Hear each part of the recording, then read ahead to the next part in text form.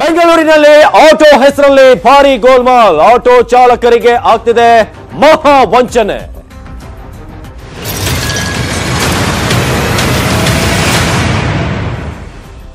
ಇದು ಬೆಂಗಳೂರಿನ ಜನತೆ ನೋಡಲೇಬೇಕಾಗಿರುವಂತಹ ಸ್ಟೋರಿ. ಬೆಂಗಳೂರಿನ ಆಟೋ ಮಾಲೀಕರು ಜೊತೆಗೆ ಆಟೋ ಚಾಲಕರು ದಯವಿಟ್ಟು ಗಮನಿಸಿ. ಆಟೋ ಓಡಿಸೋರು ಬಳಸೋರು ಕೂಡ ಗಮನಿಸಲೇಬೇಕಾದಂತಹ ಒಂದು ಸ್ಟೋರಿ ಇದು. ಪ್ರತಿ ಬೆಂಗಳೂರಿಗರು ಕೂಡ ಬಹಳ ಅಲರ್ಟ್ ಆಗಿ ನೋಡ್ಬೇಕಾದಂತಹ ಸುದ್ದಿ. ಯಾಕಂದ್ರೆ ಯಾವ ರೀತಿಯಾದಂತಹ ಒಂದು ವಿಚಾರ ಆಗಿದೆ ಅನ್ನೋದನ್ನ ಇವತ್ತಿನ ಬ್ರೇಕಿಂಗ್ ನಲ್ಲಿ ರಿವೀಲ್ ಮಾಡ್ತಾ ಇದ್ದೀವಿ.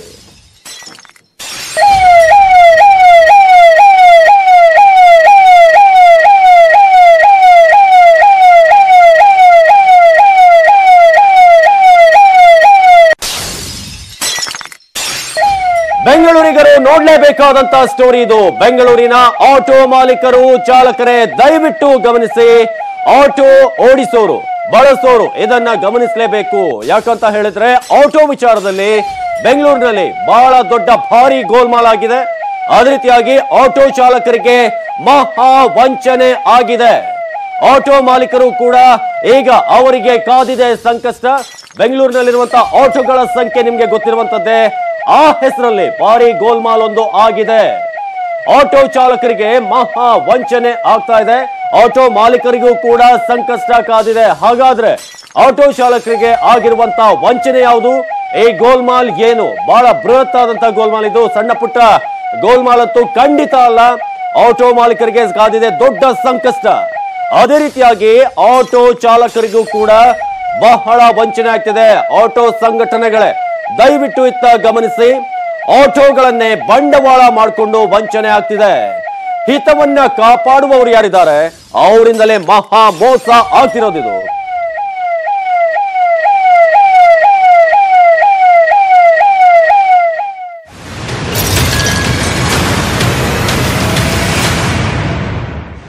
ನಮ್ಮ ರಾಜಧಾನಿ ಬೆಂಗಳೂರಿನಲ್ಲಿ ಒಟ್ಟು ಎಷ್ಟು ಆಟೋಗಳಿದಾವೆ ಗೊತ್ತಾ? ಅದೇ ರೀತಿಯಾಗಿ ಈಗಿರುವಂತಹ ಆಟೋಗಳು ಸಾಕಾಗ್ತಿಲ್ವಾ? ಈಗಿರುವಂತಹ ಆಟೋಗಳ ಜೊತೆಗೆ ಇನ್ನಷ್ಟು ಆಟೋಗಳ ಜೊತೆಗೆ ಆಟೋಗಳಿಂದ ಏನ್ ಸಮಸ್ಯೆ ಇದೆ? ಬೆಂಗಳೂರಿನಲ್ಲಿ ನೀವು ದಿನ ಓಡಾಡ್ತಾ ಇರ್ತೀರಿ. ಆಟೋಗಳ ಸಂಖ್ಯೆ ಎಷ್ಟು ಓಡಾಡುತ್ತೆ? ಒಂದು ಟ್ರಾಫಿಕ್ ಸಿಗ್ನಲ್ ನಲ್ಲಿ ನೀವು ಕನಿಷ್ಠ ಲೆಕ್ಕ ಹಾಕಿದ್ರು ಕೂಡ ಒಂದು 30-40% ನಿಮ್ಗೆ ಆಟೋಗಳು ಕಂಡೇ ಕಾಣುತ್ತವೆ. ಬೆಂಗಳೂರಿನಲ್ಲಿ ಇಷ್ಟು ಸಂಖ್ಯೆಯಲ್ಲಿ ಆಟೋಗಳು ಆಲ್ರೆಡಿ ಇದಾವೆ. ಈಗಿರುವಂತಹ ಆಟೋಗಳು ಸಾಕಾಗ್ತಿಲ್ವಾ?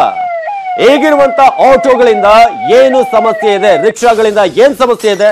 ಈಗಾಗಲೇ ಸಾಕಷ್ಟು ಸಂಖ್ಯೆಯಲ್ಲಿದೆ. ಆ ಒಂದು ಲೆಕ್ಕ ಇರೋದು 1,25,000 ಅಂತ ಲೆಕ್ಕ ಇದೆ. ಆದ್ರೆ ಅಸಲಿಗೆ ಇರೋದು 1,75,000 ಆಟೋಗಳು. ಆ ಮೂಲಕ 50,000 ಆಟೋಗಳು ಅಕ್ರಮವಾಗಿ ಓಡಾಡ್ತಾ ಇದ್ದಾವೆ ಬೆಂಗಳೂರಿನ ರಸ್ತೆಗಳಲ್ಲಿ.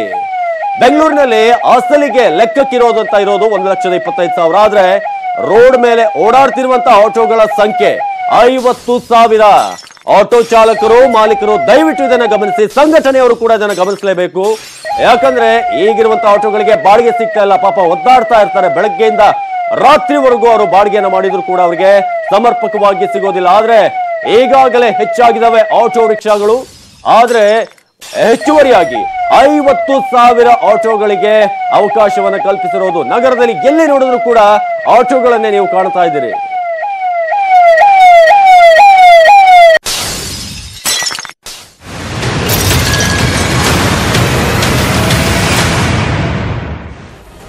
ರಾಜ್ಯದಲ್ಲಿ ಸದ್ಯ ಆಟೋಗಳ ಒಂದು ಗಣಕೀಕರಣ ಆಗ್ತಾ ಇಲ್ಲ.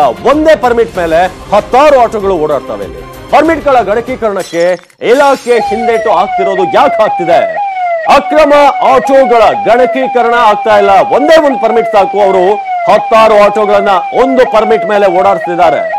ಪರ್ಮಿಟ್ಗಳ ಗಣಕೀಕರಣಕ್ಕೆ ಇಲಾಖೆಯೇ ಅಸಡ್ಡೆ ತೋರ್ತಾ ಇದೆಯಾ? ಅಕ್ರಮ ಆಟೋಗಳ ಲೆಕ್ಕ ಯಾಕೆ ಅಲ್ಲಿ ಮೆನ್ಷನ್ ಆಗ್ತಾ ಇಲ್ಲ? ಒಂದಲ್ಲ ಎರಡಲ್ಲ, ಏನೋ ಒಂದು 10-15 ಅಂತ ಆದ್ರೆ ಓಕೆ.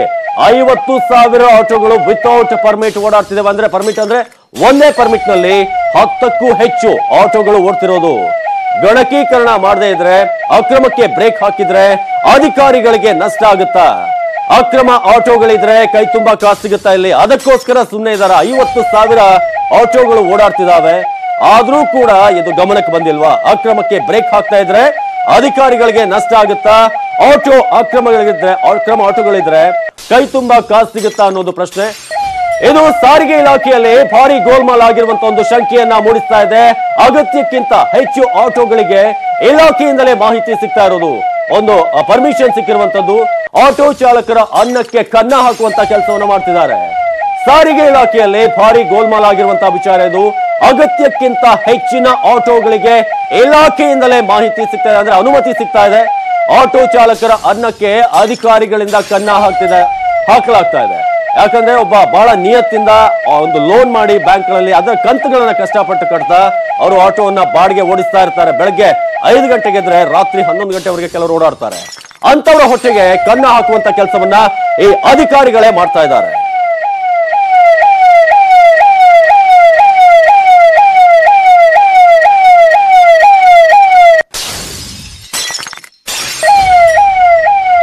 ಹಾಗಾದ್ರೆ ಏನಿದು ಭಾರಿ ಗೋಲ್ಮಾಲ್ ಅನ್ನ ಮಾಡಿರೋದು ಯಾರು ಗೊತ್ತಾ? ಈ ಗೋಲ್ಮಾಲ್ ಅನ್ನ ಮಾಡಿರೋದು ಯಾರು? ಗೋಲ್ಮಾಲ್ನ ಹಿಂದಿನ ಅಸಲಿ ಕಾರಣ ಏನು? ಯಾವ ಉದ್ದೇಶವನ್ನ ಇಟ್ಕೊಂಡು ಈ ಒಂದು ಗೋಲ್ಮಾಲ್ ಅನ್ನ ಮಾಡಿದ್ದಾರೆ? ಯಾವ ರೀತಿಯಾದಂತ ಗೋಲ್ಮಾಲ್ ಇದು? ಏನ್ ತೊಂದರೆ ಆಗ್ತಿದೆ? ಬಡ ಆಟೋ ಚಾಲಕರ ಮೇಲೆ, ಅವರ ಹೊಟ್ಟೆ ಮೇಲೆ ಯಾಕೆ ಹೊಡಿತಿದ್ದಾರೆ ಇವರು? ಇದರ ಹಿಂದಿನ ಅಸಲಿ ಕಹಾನಿಯನ್ನ ನ್ಯೂಸ್ 18 ಕನ್ನಡ ಇವತ್ತು ನಿಮ್ಮ ಮುಂದೆ ಬಿಚ್ಚಿಡ್ತಾ ಇದೆ. ಇದು ಆಟೋ ಚಾಲಕರು, ಮಾಲೀಕರು ಬಹಳ ಕಷ್ಟಪಟ್ಟು ನಿಮ್ಮ ಆಟೋನ ಓಡಿಸ್ತಾ ಇರ್ತೀರಿ. ಸಾಲ ಕಟ್ಕೊಂಡು, ಇನ್ಸ್ಟಾಲ್ಮೆಂಟ್ ಗಳನ್ನ ಕಟ್ಕೊಂಡು, ಬ್ಯಾಂಕ್ ಗಳ ಮುಂದೆ ಅಲ್ದಾಡ್ಕೊಂಡು, ಆದ್ರೆ ನಿಮ್ಮ ಹೊಟ್ಟೆಗೆ ಅಧಿಕಾರಿಗಳು ಹೊಡಿತಿದ್ದಾರೆ. ಇದರ ಅಸಲಿ ಕಹಾನಿ ಏನು? ಯಾರಿದ್ದಾರೆ ಇದರ ಹಿಂದೆ? ಅದೆಲ್ಲವನ್ನು ಕೂಡ ನ್ಯೂಸ್ 18 ಇವತ್ತು ರಿವೀಲ್ ಮಾಡ್ತಾ ಇದೆ.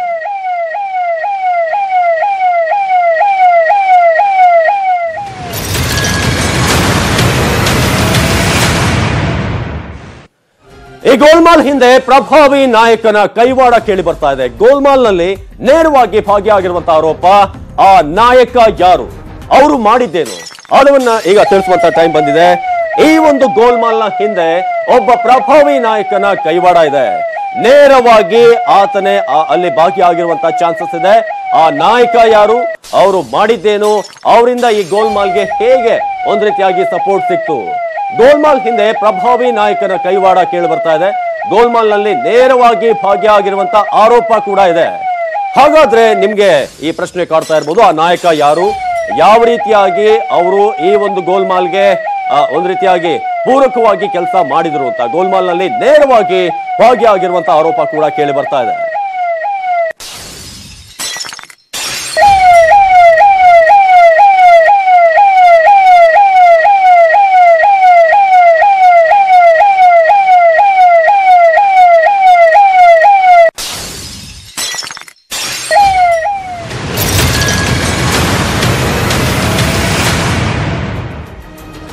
ಈ ಗೋಲ್ಮಾಲ್ ನ ಹಿಂದೆ ಪ್ರಭಾವಿ ನಾಯಕನ ಕೈವಾಡ ಇದೆ. ಹಾಗಾದ್ರೆ ಆ ನಾಯಕ ಯಾರು?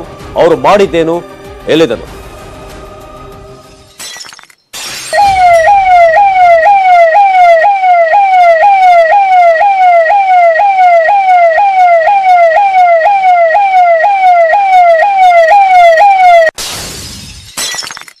ಇದು ಸಾರಿಗೆ ಇಲಾಖೆಯ ಪರ್ಮಿಟ್ ನ ಗೋಲ್ಮಾಲ್. ಈಗಿರುವಂತ ಆಟೋಗಳೇ ಹೆಚ್ಚಾಗಿದ್ದಾವೆ.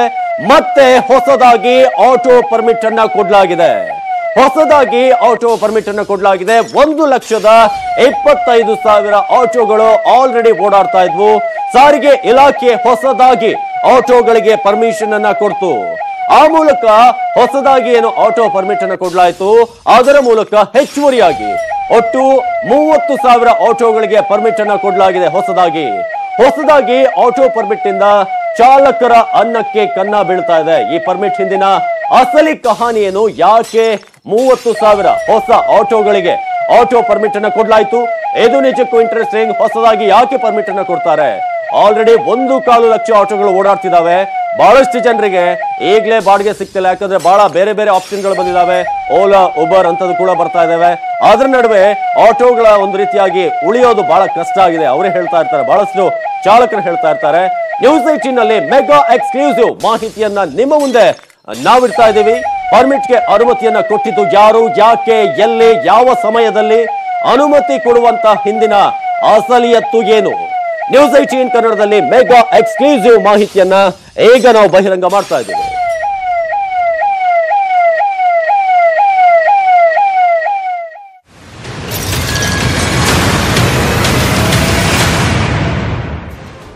ಈ ಹೊಸದಾಗಿ ಪರ್ಮಿಟ್ ಅನ್ನು ಕೊಡಬೇಕಾದ್ರೆ ಒಬ್ರು ಸಹಿ ಹಾಕ್ಬೇಕಾಗತ್ತೆ. ಹಾಗಾದ್ರೆ ಆ ಸಹಿಯನ್ನ ಹಾಕಿರೋದು ಯಾರು? ಈಗಿರುವ ಸಾರಿಗೆ ಸಚಿವ ತಮ್ಮಣ್ಣ ಪಾತ್ರ ಇರಲಿಲ್ಲ. ಹಾಗಾದ್ರೆ ಸಾರಿಗೆ ಸಚಿವರೇ ಸೈನ್ ಹಾಕಿಲ್ಲ ಅಂತಂದ್ರೆ ಗೋಲ್ಮಾಲ್ ಹಿಂದೆ ಪ್ರಭಾವಿ ಕಾಂಗ್ರೆಸ್ ನಾಯಕರೊಬ್ರು ಇದ್ದಾರೆ. ಅವ್ರು ಯಾರು? ಆ ನಾಯಕ ಯಾರು? ಖಾಸಗಿ ಕಂಪನಿಗಳ ಲಾಬಿಗೆ ಮಣಿದ್ರ ಆ ನಾಯಕ, ಆ ಪ್ರಭಾವಿ ನಾಯಕ ಯಾರು? ಹೊಸದಾಗಿ ಪರ್ಮಿಟ್ಗೆ ಸಹಿ ಹಾಕಿರೋದು ಡಿಸಿ ತಮ್ಮಣ್ಣ, ಈಗಿನ ಹಾಲಿ ಸಚಿವರು ಏನಿದ್ದಾರೆ ಅವರು ಸೈನ್ ಹಾಕಿಲ್ಲ. ಹಾಗಾದ್ರೆ ಖಾಸಗಿ ಕಂಪನಿಗಳ ಲಾಬಿಗೆ ಮಣಿದ್ರ ನಾಯಕ, ಸೈನ್ ಹಾಕಿರುವಂತ ನಾಯಕ, ಒಪ್ಪಿಗೆಯನ್ನ ಕೊಟ್ಟಿರುವಂತ ನಾಯಕ, ಹೊಸದಾಗಿ ಪರ್ಮಿಟ್ಗೆ ಸಹಿ ಹಾಕಿದ್ದು ಯಾರು? ಅವ್ರು ಯಾಕೆ ಆ ರೀತಿಯಾಗಿ ಮಾಡಿದ್ರು? ಖಾಸಗಿ ಕಂಪನಿಗಳ ಲಾಬಿಗೆ ಆ ನಾಯಕ ಮಣಿದ್ರ, ಕಾಂಗ್ರೆಸ್ನ ಪ್ರಭಾವಿ ನಾಯಕನಿಂದಾಗಿ ಈಗ ಚಾಲಕರಿಗೆ ಸಂಕಷ್ಟ ಆಗ್ತಾ ಇದೆ. ಪರ್ಮಿಟ್ ಅನುಮತಿಗೂ ಮುನ್ನ ಮೆಗಾ ಡೀಲ್ ಅನ್ನ ಮಾಡಿರುವಂತ ಆರೋಪ ಇವರ ಮೇಲೆ ಕೇಳಿ ಬರ್ತಾ ಇರೋದು. ಅವರಿಗೆ ಖಾಸಗಿ ಕಂಪನಿಗಳ ಲಾಬಿ ಅವ್ರನ್ನ ಮಣಿಯುವಂತೆ ಮಾಡ್ತಾ ಕಾಂಗ್ರೆಸ್ನ ನಾಯಕನಿಂದ ಈಗ ಬಡ ಚಾಲಕರಿಗೆ ಈಗ ಅಲ್ಲಿ ತೊಂದರೆ ಆಗಿದೆ, ನಷ್ಟ ಆಗಿದೆ.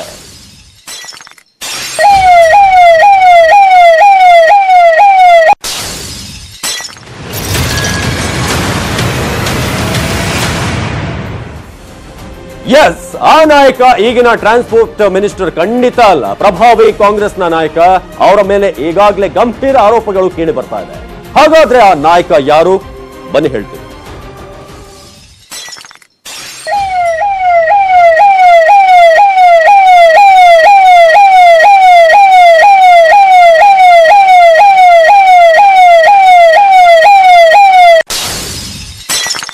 ಕಾಂಗ್ರೆಸ್ನ ಪ್ರಭಾವಿ ನಾಯಕ ಎಚ್ ಎಂ ರೇವಣ್ಣ ಹಿಂದಿನ ಸಾರಿಗೆ ಸಚಿವರು ಕೂಡ ಹೌದು. ಅವರ ಮೇಲೆ ಈ ರೀತಿಯಾದಂತ ಗಂಭೀರ ಆರೋಪ ಕೇಳಿ ಬರ್ತಾ ಇದೆ. ಎಸ್, ಎಚ್ ಎಂ ರೇವಣ್ಣ ಈ ಹಿಂದಿನ ಸರ್ಕಾರ ಏನು ಸಿದ್ದರಾಮಯ್ಯನವರ ಸರ್ಕಾರ ಇತ್ತು, ಆ ಸಂದರ್ಭದಲ್ಲಿ ಅವರು ಸಾರಿಗೆ ಸಚಿವರು ಕೂಡ ಆಗಿದ್ರು. ಹಾಗಾಗಿ ಅವರ ಮೇಲೆ ಗಂಭೀರವಾದಂತ ಆರೋಪ ಕೇಳಿ ಬರ್ತಾ ಇದೆ. ಅವರು ಸಾರಿಗೆ ಸಚಿವರಾಗಿದ್ದಾಗ ಆಟೋಗಳಿಗೆ ಪರ್ಮಿಟ್ ಅನ್ನು ಕೊಟ್ಟಿದ್ದಾರೆ. ಅಧಿಸೂಚನೆ ಅದಕ್ಕೆ ಒಂದು ದಿನ ಮುಂಚೆನೆ, ಚುನಾವಣೆ ಅಧಿಸೂಚನೆ ಏನು ಬರುತ್ತೆ ಅದಕ್ಕೂ ಒಂದು ದಿನ ಮುಂಚೆ 30,000 ಹೊಸ ಆಟೋಗಳಿಗೆ ಪರ್ಮಿಟ್ ಅನ್ನು ಕೊಡ್ತಾರೆ. ಹಾಗಾದ್ರೆ ಚುನಾವಣೆ ಅನೌನ್ಸ್ ಆದಂತ ಏನು ಅಧಿಸೂಚನೆ ಹೊರಡಿಸಲಾಗುತ್ತೆ ಅದಕ್ಕೆ ಒಂದು ದಿನ ಮುಂಚೆ ಯಾಕೆ ಇಷ್ಟೊಂದು ದೊಡ್ಡ ಮಟ್ಟದಲ್ಲಿ ಇಷ್ಟೊಂದು ಸಂಖ್ಯೆಯ ಆಟೋಗಳಿಗೆ ಪರ್ಮಿಟ್ ಅನ್ನು ಕೊಡಲಾಯಿತು? ಒಂದಲ್ಲ ಎರಡಲ್ಲ, 30,000 ಆಟೋಗಳಿಗೆ ಪರ್ಮಿಟ್. ಕಿಕ್ ಬ್ಯಾಕ್ ಆರೋಪ ಕೇಳಿ ಬರ್ತಾ ಇದೆ. ಹೆಚ್ಚುವರಿ ಪರ್ಮಿಟ್ ಹಿಂದೆ ಮೆಗಾ ಡೀಲ್ ಇದೆಯಾ? ಅಂದಿನ ರೇವಣ್ಣ ನಿರ್ಧಾರಕ್ಕೆ ಓಕೆ ಅಂತಾರ ಈಗಿನ ಸಚಿವರು ತಮ್ಮಣ್ಣ? ಅವರು ಮಾಡಿದಂತ ತಪ್ಪಿಗೆ ಇವರು ಕೂಡ ತಲೆ ಅಲ್ಲಾಡ್ತಾರ ಅಥವಾ ಬೇಡ ಅಂತ ಹೇಳ್ತಾರೆ? ಇದು ಪ್ರಶ್ನೆ. ಎಚ್ ಎಂ ರೇವಣ್ಣ ಕಳೆದ ಬಾರಿಯ ಸಾರಿಗೆ ಸಚಿವರು. ಅವರು ಚುನಾವಣೆಯ ಅಧಿಸೂಚನೆ ಹೊರಡಿಸೋದಕ್ಕೆ ಒಂದು ದಿನ ಮೊದಲು ಅವರು ಒಂದು ಸೈನ್ ಹಾಕ್ತಾರೆ. ಅದರ ಮೂಲಕ 30,000 ಹೆಚ್ಚುವರಿ ಆಟೋಗಳಿಗೆ ಅವಕಾಶ ಸಿಗುತ್ತೆ, ರಸ್ತೆಗಿಳಿತಾವೆ. ಅಕ್ರಮ ಆಟೋಗಳ ಗಣಕೀಕರಣ ಆಗ್ತಾ ಇಲ್ಲ. ಅದೇ ರೀತಿಯಾಗಿ ಬೆಂಗಳೂರಿನಲ್ಲಿ 30,000 ಹೆಚ್ಚುವರಿ ಆಟೋಗಳ ಒಂದು ಅವಶ್ಯಕತೆ ನಿಜಕ್ಕೂ ಇದೆಯಾ? ಈಗ ಇರುವಂತಹ ಆಟೋಗಳಿಗೆ ಬಾಡಿಗೆ ಇಲ್ಲ ಅಂತ ಪಾಪ ಒದ್ದಾಡ್ತಾ ಇರ್ತಾರೆ ಅವರು. ತಮ್ಮ ಬ್ಯಾಂಕ್ಗಳ ಇನ್ಸ್ಟಾಲ್ಮೆಂಟ್ ಅನ್ನು ಕಟ್ಟೋದಕ್ಕೆ, ಮಕ್ಕಳನ್ನ ಓದಿಸೋದಕ್ಕೆ, ಫ್ಯಾಮಿಲಿಯನ್ನ ಸಾಕೋದಕ್ಕೆ ಬೆಳಗ್ಗೆ 5 ಗಂಟೆಗೆ 4 ಗಂಟೆಗೆ ರೈಲ್ವೆ ಸ್ಟೇಷನ್ಗಳಲ್ಲಿ, ಬಸ್ ಸ್ಟಾಪ್ಗಳಲ್ಲಿ ಬಹಳಷ್ಟು ಜನ ಕಾಯ್ತಿರೋದನ್ನ ನಾವು ನೋಡ್ತಾ ಇರ್ತೀವಿ. ಒಂದು ಬಾಡಿಗೆ ಸಿಕ್ಕಿದ್ರೆ ಸಾಕು ಅಂತ. ಅಂತಹ ಸಂದರ್ಭದಲ್ಲಿ ಇವರು ಮತ್ತಷ್ಟು 30,000 ಹೆಚ್ಚುವರಿ ಆಟೋನ ಅಲ್ಲಿ ಓಕೆ ಅಂತ ಸೈನ್ ಹಾಕಿದ್ರೆ ಉಳಿದಂತ ಆಟೋ ಡ್ರೈವರ್ಗಳ ಕಥೆ ಏನು? ಅವ್ರು ಯಾವ ರೀತಿಯಾಗಿ ಬದುಕನ್ನ ಸಾಗಿಸೋದು? ಆ ರೀತಿಯಾಗಿ ಸದ್ಯ ಪರಿಸ್ಥಿತಿ ಇದೆ. ಜೊತೆಗೆ ಈಗ ಕ್ಯಾಬ್ಗಳ ಒಂದು ಸಂಖ್ಯೆ ಕೂಡ ಜಾಸ್ತಿ ಆಗಿದೆ. ಹೈ ಲೆವೆಲ್ ಆನ್ಲೈನ್ ನಲ್ಲೇ ಬುಕ್ ಮಾಡುವಂತ ವ್ಯವಸ್ಥೆಗಳು ಜಾಸ್ತಿ ಆಗ್ತಿದೆ. ಅದರ ನಡುವೆ ಸಾಮಾನ್ಯವಾಗಿ ಆಟೋವನ್ನ ಚಲಿಸುವಂತವರು ಅಥವಾ ಚಲಾವಣೆ ಮಾಡುವಂತವರ ಪರಿಸ್ಥಿತಿ ಏನು? ಇದು ಎಚ್ ಎಂ ರೇವಣ್ಣ ಅವರು ಸೈನ್ ಮಾಡೋದಕ್ಕೆ ಮುಂಚೆ ಯೋಚನೆ ಮಾಡಬೇಕಾಗಿತ್ತು. ಯಾಕಂದ್ರೆ ಸದ್ಯದ ಪರಿಸ್ಥಿತಿ ಏನಿದೆ ಅದನ್ನ ಒಂದ್ಸಲ ಅವಲೋಕನ ಮಾಡಿ, ಒಂದ್ಸಲ ಸ್ಟಡಿ ಮಾಡಿ, ಅವಶ್ಯಕತೆ ಇತ್ತ 1,25,000 ಆಲ್ರೆಡಿ ಆಟೋಗಳಿರ್ಬೇಕಾದ್ರೆ ಹೆಚ್ಚುವರಿಯಾಗಿ 30,000 ಆಟೋಗಳ ಅವಶ್ಯಕತೆ ನಿಜಕ್ಕೂ ಇದೆಯಾ? ಅದನ್ನ ನೋಡಿ ಅವರು ಸಹಿ ಹಾಕಬೇಕಾಗಿತ್ತು. ಈಗ ಅವರ ವಿರುದ್ಧ ಗಂಭೀರವಾದಂತಹ ಕಿಕ್ ಬ್ಯಾಕ್ ಆರೋಪ ಕೇಳಿ ಬರ್ತಾ ಇದೆ.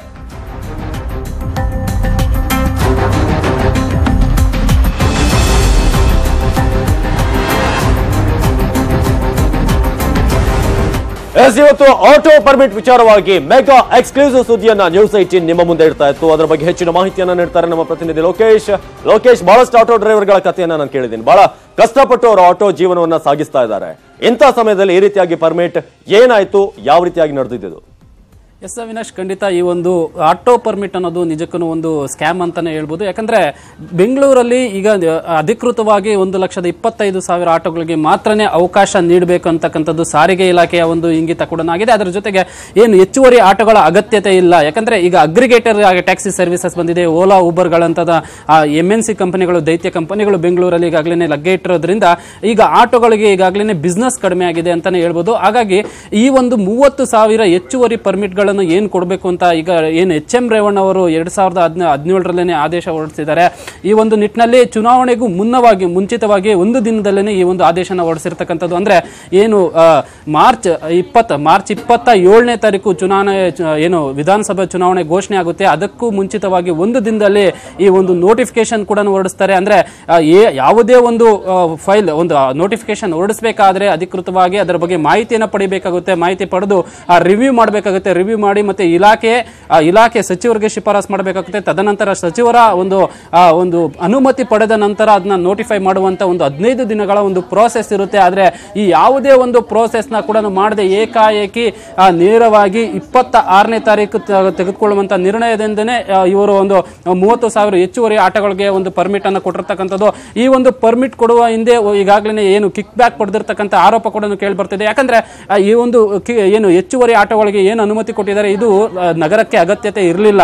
ಅಂದ್ರೆ ಇದು ಕೇವಲ ಏನು ಖಾಸಗಿ ಕಂಪನಿಗಳ ಲಾಭಕ್ಕೋಸ್ಕರ, ಅಂದ್ರೆ ಈಗ ಏನು ಮ್ಯಾನುಫ್ಯಾಕ್ಚರಿಂಗ್ ಕಂಪನಿಗಳೇನಿದ್ದಾವೆ, ಸೇಲ್ಸ್ ಕಂಪನಿಗಳೇನಿದ್ದಾವೆ, ಈ ಕಂಪನಿಗಳ ಒಂದು ಲಾಭಕ್ಕೋಸ್ಕರ ಏನೊಂದು ಸಚಿವರು ಮಣಿದು ಈ ಒಂದು ಕೆಲಸನ ಮಾಡಿರ್ತಕ್ಕಂಥದ್ದು ಅಂತಾನೆ ಈಗ ಏನು ಒಂದು ಆಟೋ ಚಾಲಕರ ಸಂಘದವರು ಹೇಳ್ತಿರ್ತಕ್ಕಂಥದ್ದು. ಇನ್ನು ಉಳಿದಂತೆ ಇತರೆ ಆಟೋ ಚಾಲಕರು ಕೂಡ ಇದೇ ರೀತಿ ಒಂದು ಆರೋಪನ ಮಾಡ್ತಿರ್ತಕ್ಕಂಥದ್ದು. ಅಂದ್ರೆ ಈಗಾಗಲೇ ರಾಜ್ಯದಲ್ಲಿ ಏನು ನಗರದಲ್ಲಿ 1,25,000 ಪರ್ಮಿಟ್ಗಳಿದ್ರೆ ಇನ್ನುಳಿದಂತೆ 50,000ಕ್ಕೂ ಅಧಿಕವಾಗಿ ಹೆಚ್ಚುವರಿ ಆಟೋಗಳು ಈ ಒಂದು ನಗರದಲ್ಲಿ ಓಡಾಡ್ತಿರ್ತಕ್ಕಂಥದ್ದು. ಇದರಿಂದಾಗಿ ಏನು ಈಗ ಎಕ್ಸಿಸ್ಟಿಂಗ್ ಆಟೋ ಡ್ರೈವರ್ಗಳೇನಿದ್ದಾರೆ ಇವರೆಲ್ಲರಿಗೂ ಜೀವನಕ್ಕೆ ಸಾಕಷ್ಟು ಕಷ್ಟ ಆಗಿರ್ತಕ್ಕಂಥದ್ದು. ಈ ಹಿಂದೆ ಪ್ರತಿನಿತ್ಯ 1,200 ರೂಪಾಯಿ ದುಡಿತಿದ್ದಂಥ ಆಟೋ ಚಾಲಕರು ಇವತ್ತು 300 ರೂಪಾಯಿ ದುಡಿಯುವಂಥದ್ದು ನಿಜಕ್ಕೂ ಕಷ್ಟದ ಕೆಲಸ ಆಗಿದೆ ಅಂತಾನೆ ಆಟೋ ಚಾಲಕರು ಅವರು ಕಣ್ಣೀರಿನ ಕಥೆಗಳನ್ನು ಹೇಳ್ತಿರ್ತಾರೆ.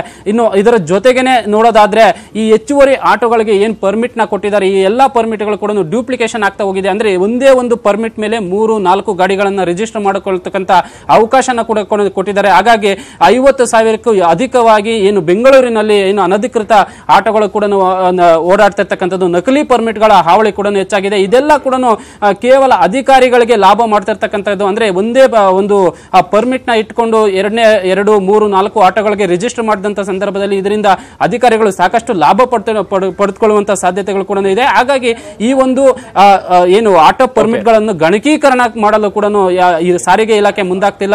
ಇನ್ನು ಸಚಿವರು ಕೂಡ ಏನು ಆಗಿದ್ದಂತ HM ರೇವಣ್ಣ ಕೂಡ ಈ ಒಂದು ಪ್ರಕರಣದಲ್ಲಿ ಏನು 30,000 ಹೆಚ್ಚುವರಿ ಪರ್ಮಿಟ್ ಗಳನ್ನು ಕೊಡುವಂತ ಪ್ರಕರಣದಲ್ಲಿ ಕಿಕ್ ಬ್ಯಾಕ್ ಪಡೆದಿರತಕ್ಕಂತ ಆರೋಪಗಳನ್ನು ಎದುರಿಸುತ್ತಿದ್ದಾರೆ. ಅವಿನಾಶ್, ಧನ್ಯವಾದ ಮಾಹಿತಿಗಾಗಿ ಲೋಕೇಶ್. ಸುಳ್ವಾಡಿಯ ಮಾರಮ್ಮ ದೇವಸ್ಥಾನದಲ್ಲಿ ವಿಷ ಪ್ರಸಾದವನ್ನ ಸೇವಿಸಿದವರ ಸಾವಿನ ಪ್ರಕರಣದಲ್ಲಿ ಈಗ ಮತ್ತೊಂದು ಬ್ರೇಕಿಂಗ್ ಅಪ್ಡೇಟ್ ಬರ್ತಾ ಇರೋದು. JSS ಆಸ್ಪತ್ರೆಯಲ್ಲಿ ಮತ್ತೊಬ್ಬ ಮಹಿಳೆ ಸಾವನ್ನಪ್ಪಿದ್ದಾರೆ. ದುರಂತದಲ್ಲಿ ಮೃತಪಟ್ಟವರ ಸಂಖ್ಯೆ 14ಕ್ಕೆ ಏರಿದೆ. ನಿಜಕ್ಕೂ ದುರದೃಷ್ಟವಶಾತ್ ಮತ್ತೊಬ್ಬರನ್ನ ನಾವು ಕಳ್ಕೋಬೇಕಾಗಿದೆ. ಈಗ ಮೈಸೂರಿನ JSS ಆಸ್ಪತ್ರೆಯಲ್ಲಿ ಚಿಕಿತ್ಸೆ ಪಡಿತಿದ್ದಂತ ಮಹಿಳೆಯೊಬ್ಬರು ಈಗ ಸಾವನ್ನಪ್ಪಿದ್ದಾರೆ ಅನ್ನೋದು ಮಾಹಿತಿ ಸಿಗ್ತಾ ಇದೆ. ವಿಷ ಪ್ರಸಾದದ ಸಾವಿನ ಸಂಖ್ಯೆ ಯಾಕೂ ನಿಲ್ಲುವಂತ ಲಕ್ಷಣಗಳು ಕಾಣ್ತಾ ಇಲ್ಲ.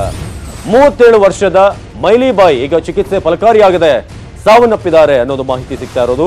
37 ವರ್ಷದ ಮೈಲಿಬಾಯಿ ಅವರಿಗೆ ಚಿಕಿತ್ಸೆಯನ್ನು ನೀಡಲಾಗ್ತಿತ್ತು. ಬಹಳ ಕ್ರಿಟಿಕಲ್ ಕಂಡೀಷನ್ ಅಲ್ಲಿ ಇದ್ರವರು. ಆದ್ರೆ ಮೊನ್ನೆ ಅಷ್ಟೇ ಅವರ ಪತಿ ಕೃಷ್ಣ ನಾಯ್ಕ್ ಕೂಡ ಸಾವನ್ನಪ್ಪಿದ್ರು. ಅದರ ಬೆನ್ನಲ್ಲೇ ಇವತ್ತು ಮೈಲಿಬಾಯಿ ಅವರು ಕೂಡ ಸಾವನ್ನಪ್ಪಿದ್ದಾರೆ. ಅಪ್ಪ ಅಮ್ಮನನ್ನ ಕಳೆದುಕೊಂಡು ಅನಾಥಿಯಾಗಿದ್ದಾರೆ ಅಲ್ಲಿ ಪುತ್ರಿ. ಕೃಷ್ಣ ನಾಯ್ಕ್ ಮತ್ತು ಮೈಲಿಬಾಯಿ ಪುತ್ರಿ ಇದೀಗ ಅನಾಥಿಯಾಗಿದ್ದಾರೆ. ಈ ಒಂದು ವಿಷ ಪ್ರಸಾದದ ಒಂದು ಸಾವಿನ ಸರಣಿ ಏನಿದೆ ಅದು ಯಾಕೋ ನಿಲ್ಲುವಂತ ಲಕ್ಷಣ ಕಾಣ್ತಾ ಇಲ್ಲ. ಈಗ 9 ಇತ್ತು ಸಾವಿನ ಸಂಖ್ಯೆ, ನಂತರ 11 ಆಯ್ತು, ಈಗ 14ಕ್ಕೆ ಏರಿದೆ. ಪುಟ್ಟಪ್ಪ ಹೆಚ್ಚಿನ ಮಾಹಿತಿಯನ್ನ ನೀಡ್ತಾರೆ. ಪುಟ್ಟಪ್ಪ, ಈಗ 14ನೇ ಸಾವಿದು, ಎಷ್ಟೊತ್ತಿಗೆ ಈ ವಿಷಯ ಗೊತ್ತಾಯ್ತು, ಏನಾಯ್ತಂತೆ? ಅವಿನಾಶ್, ಈಗ 10 ನಿಮಿಷಗಳ ಮುಂಚೆ ಅಷ್ಟೇ ಆಸ್ಪತ್ರೆಯಿಂದ ಅಧಿಕೃತವಾದಂತ ಮಾಹಿತಿಗಳು ಲಭ್ಯವಾಗಿದೆ. ಏನು ಚಾಮರಾಜನಗರದ ಸುಳ್ವಾಡಿ ಘಟನೆಯಲ್ಲಿ ಅಸ್ವಸ್ಥರಾಗಿ JSS ಆಸ್ಪತ್ರೆಯಲ್ಲಿ ಚಿಕಿತ್ಸೆ ಪಡ್ತಾ ಇದ್ದಂತ 16 ಮಂದಿಯಲ್ಲಿ 2 ಸ್ಥಿತಿ ಅತ್ಯಂತ ಗಂಭೀರವಾಗಿತ್ತು. 6 ಜನರನ್ನ ವೆಂಟಿಲೇಟರ್ ನಲ್ಲಿ ಇಡಲಾಗಿತ್ತು. ಅದರಲ್ಲಿ ಮೈಲಿಬಾಯಿ ಕೃಷ್ಣ ನಾಯಕ್ ಅವರ ಪತ್ನಿಯೂ ಸಹ ಇದ್ರು. ಕೃಷ್ಣ ನಾಯಕ್ ಇದೇ ಪ್ರಕರಣದಲ್ಲಿ ಮೊದಲನೇ ದಿನ JSS ಆಸ್ಪತ್ರೆಗೆ ತರುವಾಗಲೇ ಸಾವನ್ನಪ್ಪಿದ್ದಂತ ವ್ಯಕ್ತಿ. ಈಗ ಅವರ ಪತ್ನಿಯೂ ಸಹ ಚಿಕಿತ್ಸೆ ಫಲಕಾರಿಯಾಗಿದೆ, ಸಾವನ್ನಪ್ಪಿದ್ದಾರೆ. 10 ನಿಮಿಷಗಳ ಮುಂದೆ ಅಷ್ಟೇ ಅಧಿಕೃತವಾಗಿ ಆಸ್ಪತ್ರೆಯಿಂದ ಮಾಹಿತಿ ಬಹಿರಂಗವಾಗಿದೆ. ಅತ್ಯಂತ ಗಂಭೀರ ಪರಿಸ್ಥಿತಿಯಲ್ಲಿದ್ದ ಮೈಲಿಬಾಯಿ ಅವರಿಗೆ ಸಾಕಷ್ಟು ರೀತಿಯಾದಂತಹ ಉನ್ನತ ಮಟ್ಟದ ಚಿಕಿತ್ಸೆಯನ್ನ ಕೊಡಲಾಗಿತ್ತು. 4 ದಿನಗಳಿಂದಲೂ ಸಹ ಅವರನ್ನ ವೆಂಟಿಲೇಟರ್ ನಲ್ಲಿ ಇಟ್ಟು ಚಿಕಿತ್ಸೆಯನ್ನ ಮುಂದುವರಿಸಲಾಗ್ತಾ ಇತ್ತು. ಆದ್ರೆ ಇವತ್ತು ಚಿಕಿತ್ಸೆ ಫಲಕಾರಿಯಾಗದೆ ಅವರು ಅಂತಿಮವಾಗಿ ಇಹಲೋಕ ತ್ಯಜಿಸಿದ್ದಾರೆ. ಒಟ್ಟು ಇಡೀ ಪ್ರಕರಣದಲ್ಲಿ ಸತ್ತವರ ಸಂಖ್ಯೆ 14ಕ್ಕೆ ಏರಿಕೆಯಾಗಿದೆ. ಇನ್ನೂ 8 ಜನರ ಸ್ಥಿತಿ ಗಂಭೀರವಾಗಿತ್ತು. ಅದರಲ್ಲಿ ಇವರು ಒಬ್ರು ಸಾವನ್ನಪ್ಪಿರೋದ್ರಿಂದ ಇನ್ನೂ 7 ಜನರ ಸ್ಥಿತಿ ಇದೇ ರೀತಿಯಾದಂತಹ ಒಂದು ವಾತಾವರಣ ಇದೆ. ಅವರಿಗೂ ಸಹ ನಾವು ಅವರ ಆರೋಗ್ಯದ ಪರಿಸ್ಥಿತಿ ಬಗ್ಗೆ ನಾವು ಯಾವುದೇ ರೀತಿಯಾದಂತಹ ನಿರ್ಧಾರವನ್ನು ತೆಗೆದುಕೊಳ್ಳಕ್ಕೆ ಸಾಧ್ಯ ಆಗ್ತಾ ಇಲ್ಲ ಅನ್ನೋ ಮಾತುಗಳನ್ನು ಸಹ ವೈದ್ಯರು ಹೇಳ್ತಿದ್ದಾರೆ. ಅವಿನಾಶ್, ಧನ್ಯವಾದ ಮಾಹಿತಿಗಾಗಿ ಪುಟ್ಟಪ್ಪ. ಈ ಹೊತ್ತಿನ ಪ್ರಮುಖ ಸುದ್ದಿ. ಈಗ ವಿಶೇಷ ಕಾರ್ಯಕ್ರಮ ಜೀವ ಸಂಕುಲಕ್ಕಿದ್ಯಾ ಕೇಡುಗಾಲ, ವಿನಾಶದ ಸೂಚನೆಯನ್ನ ಕೊಟ್ಟಿದ್ಯಾ ಒಂದು ಗೋಸುಂಬೆ ಎಚ್ಚರಿಕೆ ವಿಶೇಷ ಕಾರ್ಯಕ್ರಮ ಪ್ರಸಾರವಾಗುತ್ತೆ. ನೋಡ್ತಾರೆ ನ್ಯೂಸ್ 18 ಕನ್ನಡ, ಜಾಲ ನಮ್ಮದು, ಬಲ ನಿಮ್ಮದು.